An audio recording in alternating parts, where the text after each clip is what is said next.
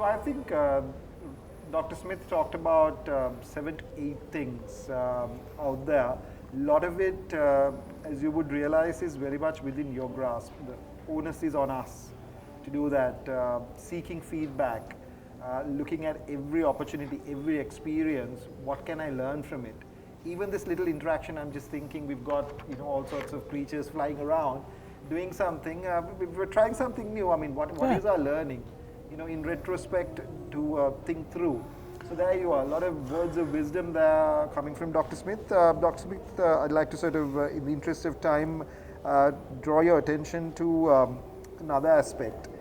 What could parents, right, me being a father of 2 16-year-old daughters, and also managers, if I wear that cap, what can we do as enablers to our children or to our employees, our colleagues, to help them master learning agility? What is our role as parents and as managers? Well, so let's go with the reverse order and connect the two. Okay. As managers and leaders in a business, we shouldn't treat our employees like children. Okay, and I think oftentimes we come from this paternalistic, hierarchical approach of telling. And I think one of the things that we could do that I didn't mention, I'd say, in learning agility, are you innovative? Are you creative? Do we make sure that we are providing those employees the opportunity to be listened to and to know that they have something to contribute to? Now, children. I remember my daughter. I have 4 children. My daughter now is 32. She's getting her PhD, so I'm very pleased with that. But when she was a little girl, I can remember a teacher, when she was like 4 or 5 years old, said, we have a problem with your daughter. And I said, well, what is that? I was at the parent-teacher conference with my wife, and they said, when she draws, she doesn't draw in the lines.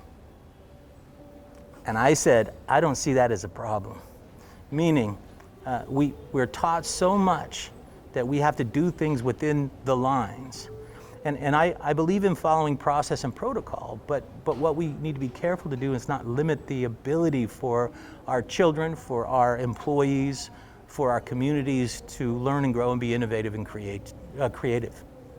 So simply from a parent's point of view, possibly to sort of encourage curiosity, not to sort of treat those questions in terms of unnecessary, not conform type of questions. Yeah. Okay.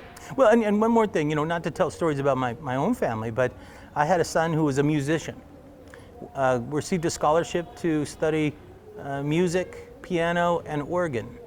Inside my head, I thought, what is he going to do after he graduates? And frankly, I never said anything like, what are you going to do after you graduate with that? And he found his own way and his own path, and he's gainfully employed. I think as parents, we want so much for our kids to succeed that we maybe prescribe too much, and we should allow some flexibility in our journey for our employees and our kids to be self-directed in learning, or what I call directed self-direction.